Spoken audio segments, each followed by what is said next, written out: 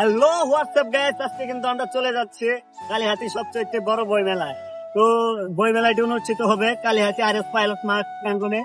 তো আমার সাথে তাদেরকে কিন্তু নিয়ে আমরা সেই কালিহাতি সবচেয়ে বড় বই মেলাটি দেখতে যাব। তো আপনাদেরকেও নিয়ে যাবো সেখানে। তো চলেন। তো বন্ধুরা, আমরা কিন্তু অলরেডি রওনা দিয়ে ফেললাম। তো সামনে দেখতে পারলাম বাগুটিয়া টিটিসি। যারা নতুন প্রবাসে যাচ্ছে তাদের এখানে 3 দিনের ট্রেনিং করানো হয়। তো বন্ধুরা, আমরা কিন্তু অবশেষে বইমেলার গেটের সামনে এসে পড়েছি। তো এত পরিমাণ মানুষ হয়েছিল, আমি কিন্তু দেখে সত্যি অবাক হয়ে গেছি। এটা হচ্ছে কালিহাতি আর এস পাইলট মাঠ। তো এইটাই কালিহাতির মধ্যে সবচাইতে বড় বইমেলা। তো যার কারণে মানুষ আগে যে কোনো দিনের চাইতে বেশি হয়েছিল। তো বন্ধুরা দেখতে পাচ্ছেন আমি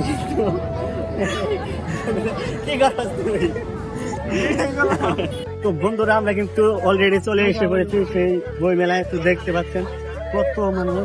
এই মেলাটা কিন্তু 19 তারিখে শুরু হয়েছে। তো আমাদের ব্যস্ততা ছিল, যার কারণে আসতে পারিনি। আমার বন্ধুরা সবাই আজকে আসছে। তো আজকে আমরা চলে আসলাম।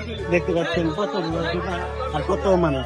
তো আমি আপনাদেরকে এই দোকানগুলো সবগুলো ঘুরে দেখাবো। তো দেখেন ওইদিকে কত দোকান আর কত মানুষ।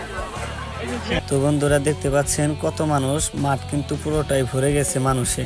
তো এই দেখতে পাচ্ছেন আমার বন্ধু, সে কিন্তু একটা এন্ট্রি নিয়ে নিল।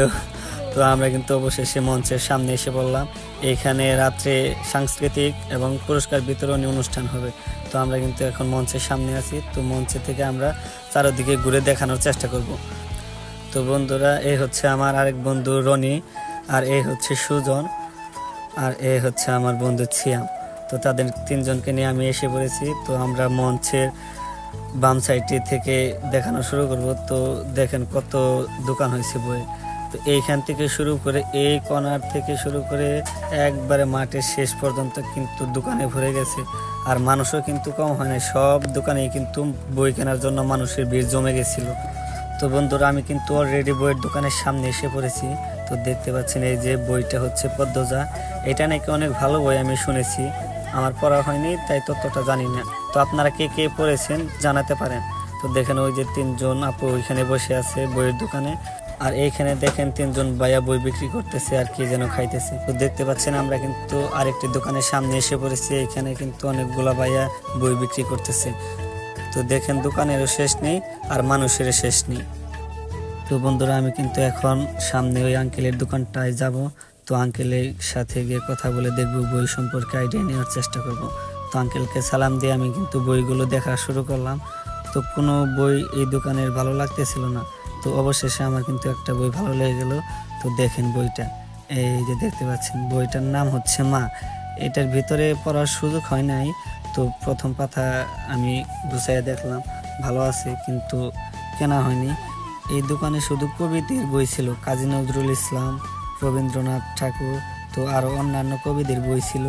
কিন্তু আমি কিন্তু বইগুলো কিনতে পারি নাই। তো এখানে শুধু গুছাইয়া দেখে চলে আসতে পড়েছি। তো বন্ধুরা, ঘুরতে ঘুরতে কিন্তু আমার চোখে অন্যরকম একটা জিনিস চোখে পড়লো। তো দেখতে পাচ্ছেন আমার সামনে মাটির জিনিসপত্র। আমাদের বাংলাদেশ থেকে কিন্তু এই শিল্পটা হারিয়ে যেতে বসেছে। তো হঠাৎ করে এই মাটির শিল্পটা দেখে আমার কিন্তু অনেক ভালো লাগলো, সত্যি কথা বলতে। তো বই মেলার মধ্যে মাটির জিনিস আসবে, এটা আমি কল্পনা করি নাই। অনেক ভালো লাগলো বন্ধুরা।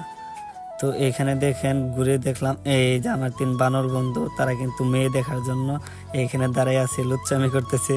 আর এইখানে কিন্তু তারা ছবি উঠবো সেই কথা বলে লুকায় লুকায় মেয়ে দেখতেছে। তো এইখানে এক আঙ্কেল কিন্তু হাওয়াই মিঠাই বিক্রি করতেছে। এটা কিন্তু অনেক মজা, একবারে সফট। তো আবারও কিন্তু আমরা বইয়ের দোকানের সামনে এসে পড়লাম। তো বইয়ের দোকানে বেচা কিনে মনে হয় ভালোই হচ্ছিল। সম্পূর্ণ সবগুলা দোকানগুলোতে দেখেন কত ভিড়।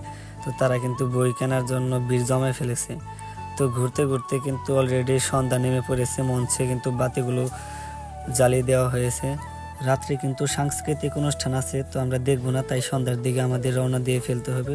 তো আমরা কিন্তু একটা ভাব নিয়ে নিলাম, এই যে সুজন ভাব নিল, সিয়াম ভাব নিল, আর দেখেন আমি কিন্তু ভাব নিয়ে ফেললাম। তো বন্ধুরা, আমরা যেহেতু রাত্রের অনুষ্ঠানটা দেখবো না, তাই এখনই আমরা বিদায় নেব। তো ভালো থাকবেন সবাই, সুস্থ থাকবেন। আল্লাহ হাফেজ, বাই বাই।